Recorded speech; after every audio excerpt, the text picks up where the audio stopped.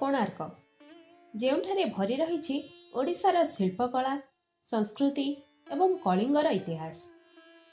ହିନ୍ଦୁ ଧର୍ମରେ ପ୍ରତ୍ୟକ୍ଷ ଦେବତା ମନାଯାଉଥିବା ସୂର୍ଯ୍ୟ ଦେବତାଙ୍କ ପାଇଁ ନିର୍ମାଣ ହୋଇଥିବା କୋଣାର୍କ ସୂର୍ଯ୍ୟ ମନ୍ଦିରରେ ଲୁଚି ରହିଛି ବିଶୁ ମହାରାଣାଙ୍କ ସହିତ 1200 ବଢ଼େଇଙ୍କର ଅକ୍ଲାନ୍ତ ପରିଶ୍ରମ।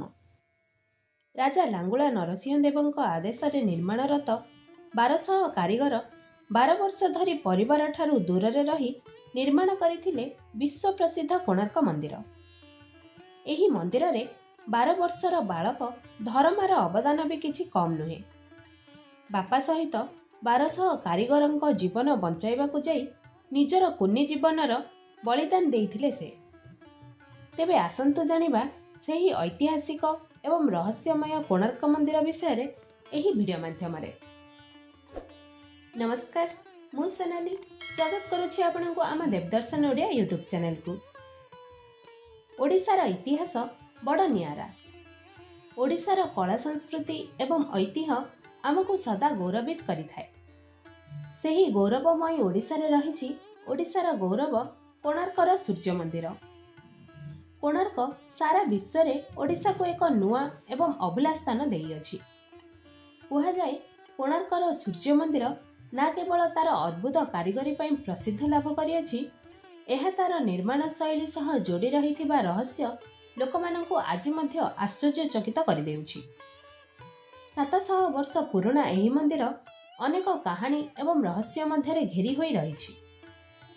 କୋଣାର୍କ ମନ୍ଦିର କଳିଙ୍ଗ ସାମ୍ରାଜ୍ୟର ଉତ୍କୃଷ୍ଟ କାରିଗରୀକୁ ଦର୍ଶାଇଥାଏ।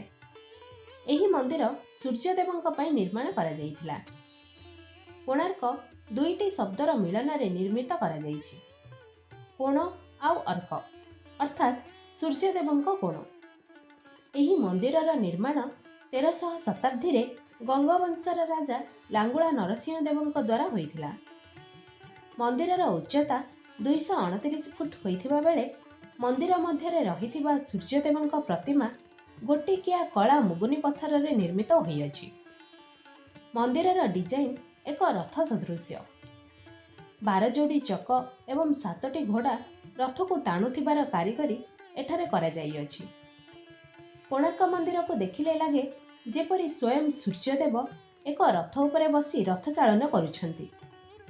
ମନ୍ଦିରରେ ରହିଥିବା 12 ଯୋଡ଼ି ଚକ ବର୍ଷର 12 ମାସକୁ ଦର୍ଶାଉଥିବା ବେଳେ ଚକରେ ଥିବା 8ଟି ସ୍ପୋକ୍ ଦିନର 8 ପ୍ରହରକୁ ଦର୍ଶାଇଥାଏ। ଏହା ସହ 7ଟି ଘୋଡ଼ା ସପ୍ତାହର 7 ଦିନକୁ ଦର୍ଶାଇଥାନ୍ତି। ମନ୍ଦିରର ଏକ ରୋଚକ ତଥ୍ୟ ଏହା ଯେ ସୂର୍ଯ୍ୟଙ୍କ କିରଣ ମନ୍ଦିରରେ ଥିବା ଚକରେ ପଡ଼ି ଯେଉଁ ଛାୟା ଉତ୍ପନ୍ନ ହୋଇଥାଏ, ତାହା ପ୍ରକୃତ ସମୟ ବା ଟାଇମ୍କୁ ଦର୍ଶାଇଥାଏ। ଏହି ଚକ ଏକ ପ୍ରାକୃତିକ ଘଣ୍ଟା ପରି କାର୍ଯ୍ୟ କରିଥାଏ। କୋଣାର୍କ ମନ୍ଦିରର ମୁଖ ପୂର୍ବ ଦିଗକୁ ହୋଇଥିବା ବେଳେ ମନ୍ଦିର 3 ଭାଗରେ ନିର୍ମାଣ କରାଯାଇଅଛି: ଦେଉଳ, ନାଟମଣ୍ଡପ ଏବଂ ଜଗମୋହନ ମଣ୍ଡପ। ମନ୍ଦିରର ମୁଖ୍ୟ ରହସ୍ୟ ହେଉଛି ଏଠାରେ ଥିବା ଚୁମ୍ବକୀୟ ଶକ୍ତି। ଇତିହାସ ଅନୁସାରେ ମନ୍ଦିର ଉପରେ 53 ମିଟରର ଚୁମ୍ବକରେ ତିଆରି ଏକ ବିଶାଳ ଗୁମ୍ବଜ ସ୍ଥାପନ ହୋଇଥିଲା। ସେହି ଗୁମ୍ବଜର ଚୁମ୍ବକତା ଏତେ ପ୍ରଖର ଥିଲା ଯେ ସମୁଦ୍ର ମଧ୍ୟରୁ ଏହା ବଡ଼ ବଡ଼ ଜାହାଜକୁ ମନ୍ଦିର ଆଡ଼କୁ ଟାଣି ଆଣୁଥିଲା। ଜାହାଜ ଚାଳକ ମଧ୍ୟ ଚୁମ୍ବକୀୟ କ୍ଷେତ୍ର ଯୋଗୁଁ କମ୍ପାସର ଦିଗକୁ ଜାଣିପାରୁନଥିଲେ।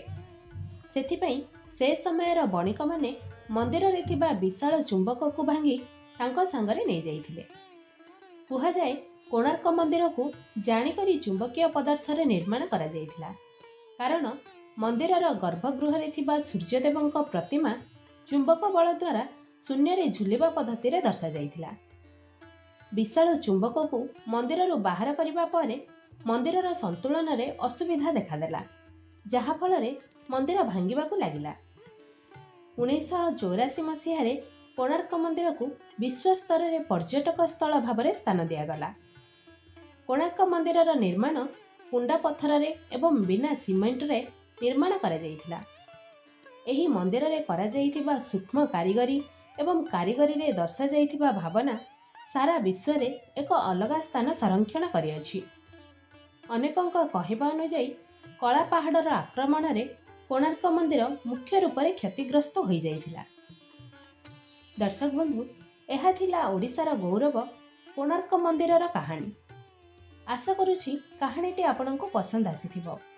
पसंद आसीथिले भिडियोटी को लाइक करी आम देवदर्शन ओडिया यूट्यूब चैनल को सब्सक्राइब करने को अनुरोध। धन्यवाद।